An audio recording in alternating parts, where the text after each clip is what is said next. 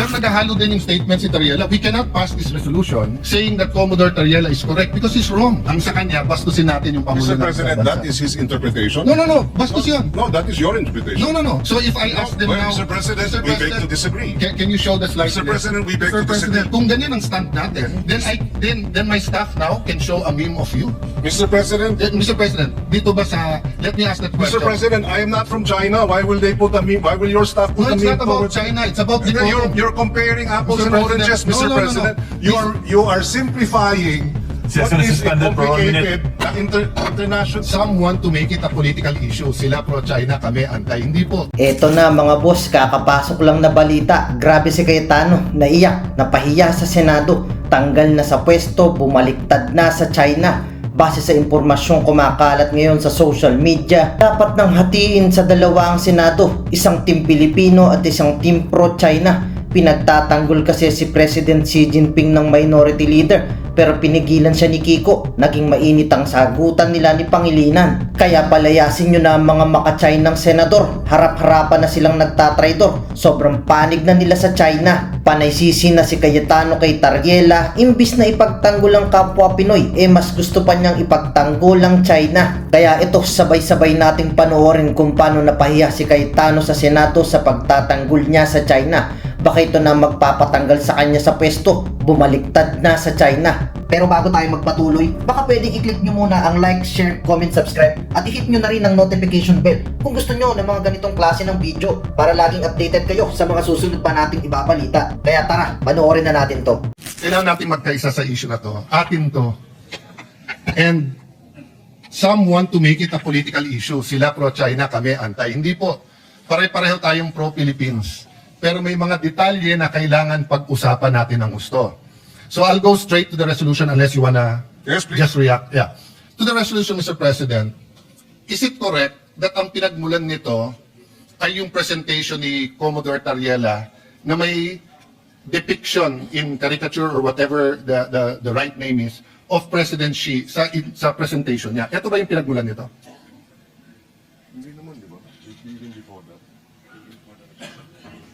I think that may be one of the issues raised, but I don't think it began with that, Mr. President. No, Mr. President, because bago po yung yung Chinese ambassador eh.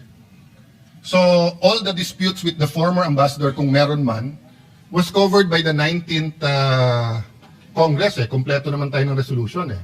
So lumala ito nung nagkaroon ng caricature regarding the president of China.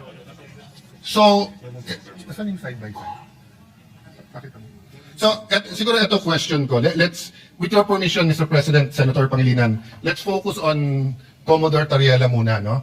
Let me state this for the record muna, ha? I don't doubt his patriotism. I don't doubt his contribution to the cause. At lahat ng ginawa niya na opisyal at tama, wala akong problema. Okay.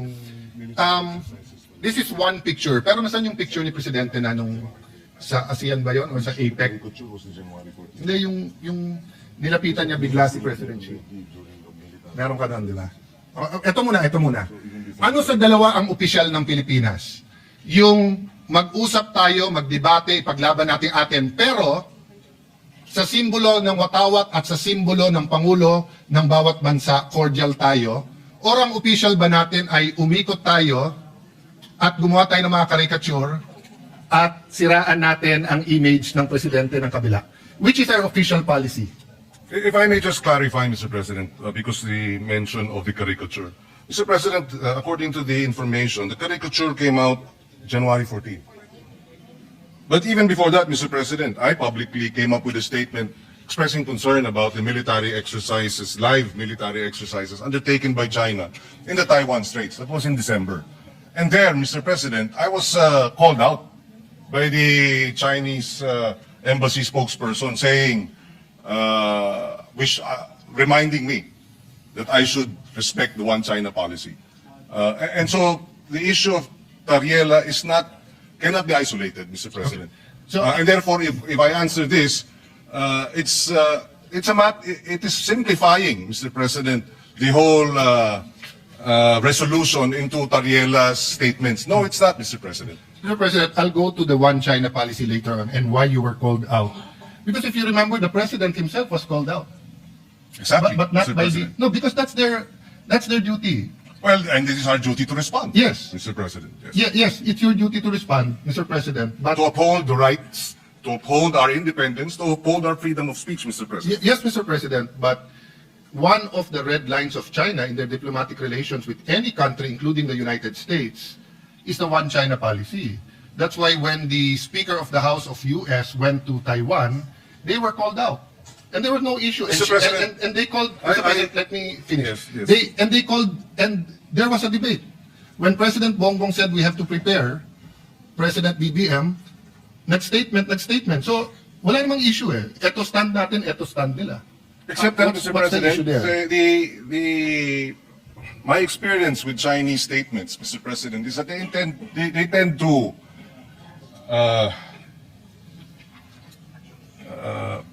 they tend to be inaccurate, or they tend to make wrong, false accusations. Mr. President, I was chairperson of the Council of Asian Liberals and Democrats. Our organization was blacklisted by China. And the accusation was that the Council of Asian Liberals and Democrats, of which I was chairperson, was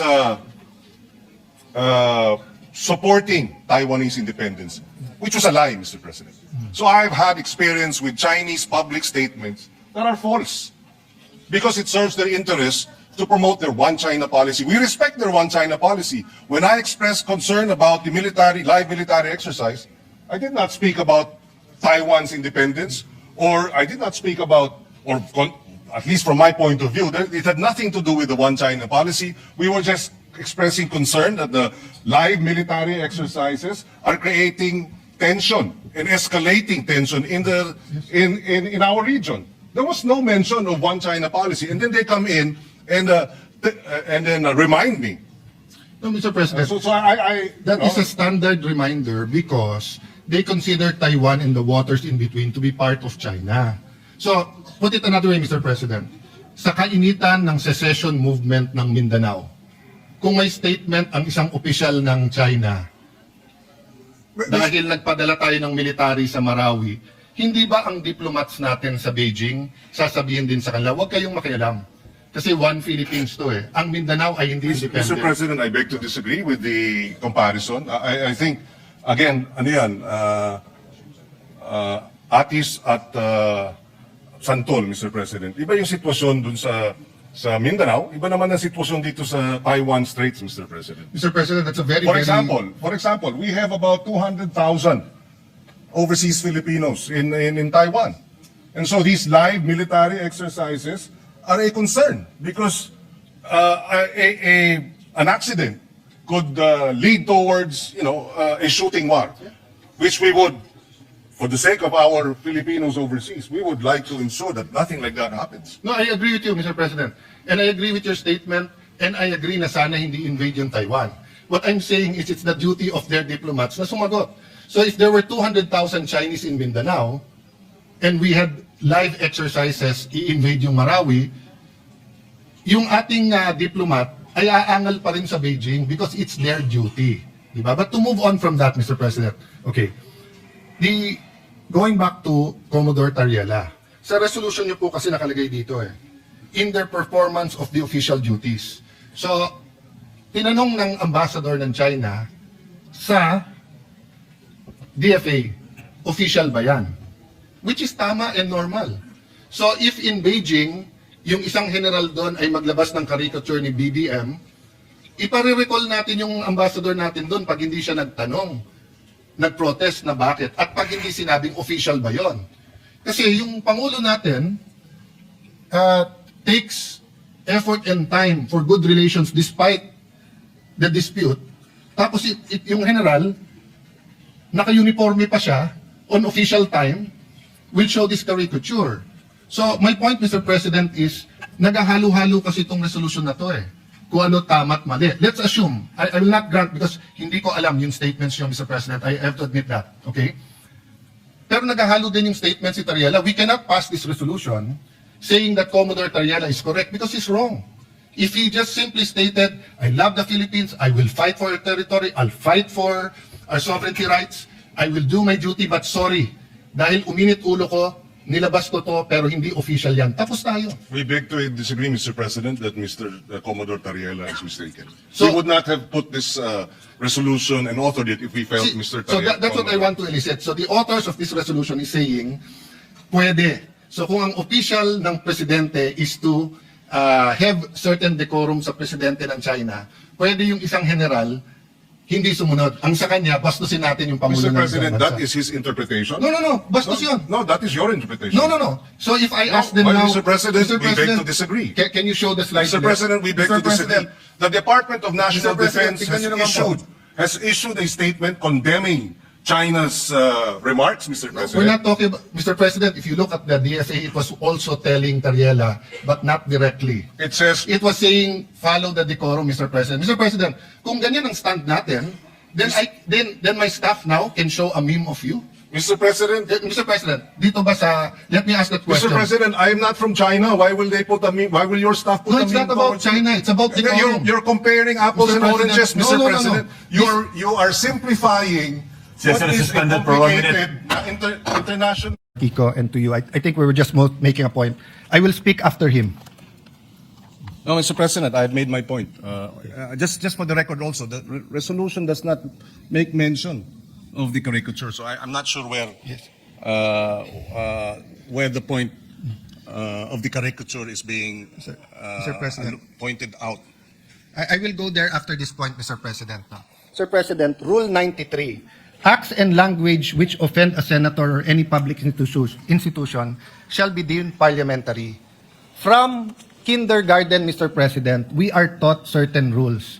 How to address the teacher, how to respect your neighbor, paano i-address yung matatanda, di ba? Ganon din po sa international affairs. You do not mess with their flag and you do not mess with their symbol of authority, their king, sultan, prime minister, or president. That's why in this slide, Mr. President, it is very clear, yung official natin is, despite any dispute, si President Zelensky at President Putin if you put them on the same room, magkakamayan yan. So that's why the question kay Commodore Tariela is, officially sanctioned ba yan?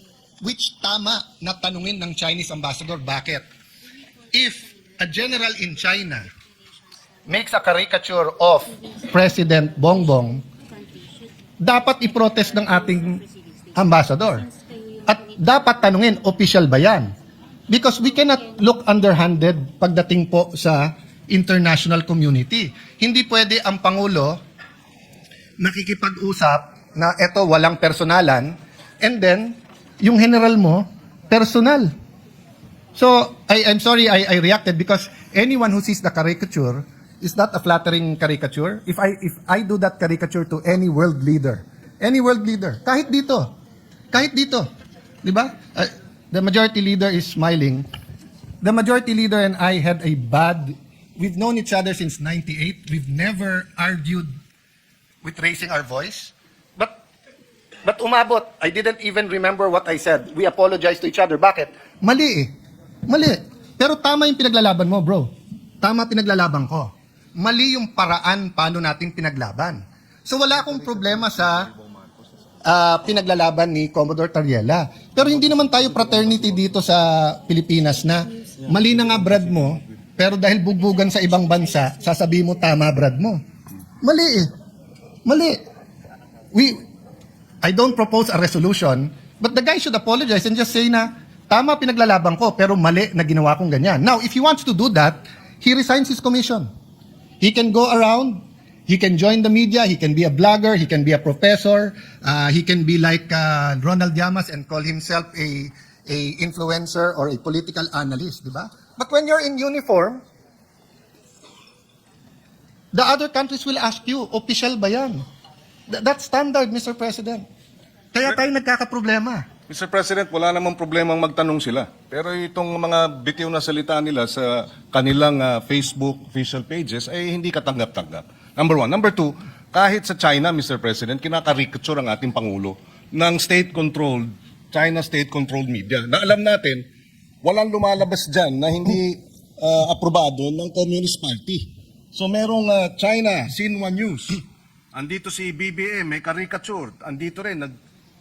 So maliwanag, Mr. President, na they too, through their official channels, Sir President. come up with caricatures, Mr. President. Sir President, yun po, with all due respect, Senator Pangilinan, and dapat ina-advisean ng DFA ng tama, hindi po mangga sa mangga o atis sa atis yan. Communist countries, including Vietnam, Cuba, North Korea, pag news outlet nila, although alam natin in reality, may say sila, just like PTV4, in reality, hindi dapat, but in reality, kahit sinong administrasyon ay may say sa PTV4, is not considered track 1. Hindi siya track 1. So kung hindi ka track 1, pwede ka mag-caricature. Media yun eh. Kahit na alam ng Communist Party. So if you ask, if our diplomat ask, is that official? Sasagutin ka, that's our news. Hindi kami.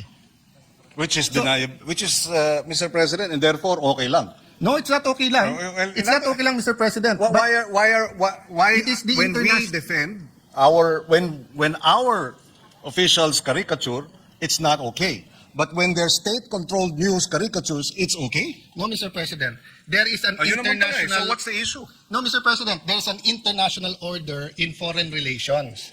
And when these countries that control state media do it, it is accepted that it is not track 1. But when democratic countries have generals who do that, it destroys the order.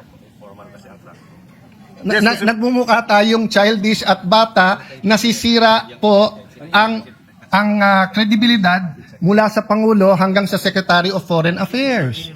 Kung hindi sila napapaya na ginagawa ng state news, tayo napapahiya. Kasi walang maniniwala na gagawin ng general yan at hindi siya ipagsosorry, tapos sasabihin hindi siya opisyal. Well, again, Mr. President, if taken in isolation, and that's the difficulty here, the good senator is taking it in isolation. That was January 14. December pa lang, pinuntirya na ako. Si Senator Risa Ontiveros, the same. Nung nag-statement ang Congressman Laila and Congressman Jokno, tinira rin. So, itong propensity to focus on Tariela because nagrereklamo on China, it does not present the entire picture, Mr. President. Mr. President. This resolution would not have happened if it was just Mr. Tariela, Commodore Tariela they were complaining about. Mr. But Pre- precisely, it is a systematic propaganda campaign to discredit our public officials, to discredit our armed forces, Mr. President. Ganyan ang style. And the statement of the DND, if you look at it, if you read through it, they were saying, and they condemned the lies. Mr. President, they described it as lies, ang nilalabas ng China. And then dito tayo, nagrereklamo sila dahil dito sa caricature. Sana naman medyo patas tayo dahil dito naman tayo sa atin, Mr. President. Suportahan naman natin yung ating Coast Guard. Sila ang tumataya dyan eh. At suportahan natin ang DND at ang ating men in uniform. Yun ang ating Mr. President. kagustuhan para maipasa itong resolusyon na ito that we stand behind our men in uniform. We oppose and we condemn the lies, the disinformation, and the maligning being undertaken by China against the senators, against congressmen, against our men in uniform. Mr. President, ganun lang kasimple ito. Hindi na dapat pinahaba pa at pinatatagal pa to, Mr. President. Mr. President, that's his opinion that hindi to pwedeng pahabain. This affects OFWs. This affects our ailing economy. This affects our being a Christian nation. This affects moral ascendancy. Hindi mo pwedeng sabihin dahil mali kayo, mali na rin gagawin ko. Dahil ang Coast Guard tama, yung isang general na ng bastos, okay. So I take offense sa sabihin, dito naman kayo sa amin. Protektahan nyo naman Coast Guard. Kailan namin hindi protektahan ng Coast Guard, Mr. President?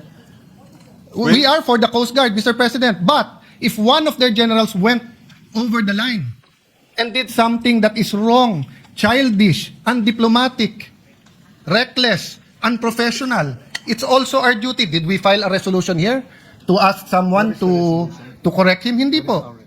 Kasi hindi na namin kailangan ng rest back ng Senado. Pag kami nakakapag-debate sa Russian ambassador, American ambassador, hindi namin kailangan rest back ng Senate.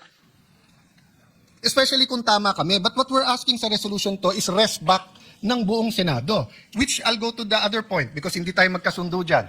So tingin nyo tama, bahala kayo. Because may mga anak kayo, may mga apo, tayong lahat. Dadating tayo dyan. Pwede mo ba sabihin sa anak mo, anak, pag mali sila, gumawa ka na rin ng mali. Anak, okay lang mang bastos kasi mas bastos sila eh. Anak, okay lang magbully kasi mas bully sila. Ako, hindi ko sasabihin yon. Ako, sasabihin ko, At hindi yun ang sinasabi. hindi, yun ang sinasabi mo, Mr. President, and I'm No, not yet Mr. finished. President. Kasi Of course you said, tama We si beg to Tariela. disagree, Mr. President, I'm not yet finished, no? Yeah, we beg to So, disagree. Mr. President, this is the question. The resolution question statement. Sabi dito, whereas, in response to the public statements of the Embassy of the People's Republic of China, etc., etc., walang naka-attach ko anong statements nila. So, paano tayo magdidebate dito? That's why, mahaba to eh. Mga pang 3 araw to, iniisa-isa ko yung statements. Pinapakuha ko sa staff. Nagsumula lang ako kay Tariela because tinitingnan ko statements ni Senator Risa. I think that's within her rights. She's been consistent with some of her, I may agree or disagree, but yun ang statement niya. I've been looking at the statement of the gentleman from Pampanga. You're a senator, you're a patriot. But yung kay Tariela, nakita ko kaagad eh. Tama yung iba niyang mga statements, pero mali yung ginawa niya na ganyan ang gagawin mo. Kasi pag ginawa kay President Bongbong yon, regardless kung opposition ako administrasyon, pagtatanggol ko siya. Dahil mali eh. Ang mali is mali. Hindi pwedeng mali sila, mali na rin tayo. Tama sila, tama tayo. May tama tayo niyan. So Mr. President, this is the question. How will we discuss and vote on this? Kung wala naman dito yung statements na kine-question natin. So will the gentleman attach these questions and furnish the members of this chamber? I don't think we ever passed a resolution. This is just 30 seconds, tapos na ako. On this point, we've never passed a resolution condemning anything without specifying what we're condemning. So, pwede bang sabihin, hindi ko gusto yung sinabi ni Senator Marcoleta sa CA. Hindi po, I saw the statement of Senator Lacson, I saw the other statements. Specify nila kung ano sinabi niya. Nakita ko statement ni Senator Marcoleta, clarify niya. At least malinaw. Eto parang carte blanche na lang. Lahat ng sabihin ng Chinese ambassador, mali. Paano kung sinabi niya, good morning? Paano kung sinabi niya, ni hao, good morning? Kinokondemn natin yon? Bawal na mag-good morning sa Pilipinas? Oh, you might say it's obvious na hindi yun ang kinokondemn. There's no such thing as obvious. The records of the Senate will bear this resolution and the discussions in this August hall. But anyone can add and subtract if it's general. So which statements are we talking about so that we in the minority, in the opposition, can be able to debate? That's why I started out today by simply saying, pagdating sa South China Sea, sa West Philippine Sea, nagkakaisa tayo, magkakasama tayo. Atin ito, ipaglaban natin to. Pero pagdating sa bastusan, out kami dyan. Kasi yung tama is tama, mali is mali. So ang question po ngayon, what will we do, gentleman from the esteemed senator, gentleman from Pampanga and the author, will you supply us or will we annex or add whereases so that we will see ano ba tong statements na to? Mr. President, I think the whereases are clear. And just a little bit of research on the part of the researchers will confirm what we are referring to. We don't need to annex all of them, Mr. President. For example, in response to the public statements of the Embassy of the People's Republic of China that opposed and criticized these positions and questioned the propriety of Philippine officials expressing such views in the performance. So it's specified, the nature of the statements. So a little bit of research, malalaman mo na which statements were these because this Point of refers to... order, Mr. President. Point of order. What is the point of order? The statements of Senator Pangilinan. The nature of his statements. Kayo na mag-research kung ano statements na yun, Mr. President. Sabi niya, pwede daw yun eh. Mr. President, I-research na lang daw natin. I'm not yet done. No, that's why I Philippine gave you- officials, Mr. President, including that's why I members, gave a point of members order. of the Senate. May I just be? I am still. It's a point of order, Mr. President. A point of order precedes your precedence. Mr. President, Maybe state, Mr. President, maybe ask the minority floor leader to state the point of order. Which part of the rules was, Mr. President. which part of the rules was Wala. violated? I'm making a point, Mr. President, that you cannot make a motion and then say, i-research mo na lang yung laman. Sabi kasi niya, pwede mo daw ipasa to, tapos nandyan naman yung nature. Ano nga ang statement? Mr. President, So, in the this is a same manner, debate. Mr. President, I Where admit, Where is the point my of order? motion, may I finish? Where is the point my of order, motion Mr. for President? Where is the point of our Session is motion. suspended.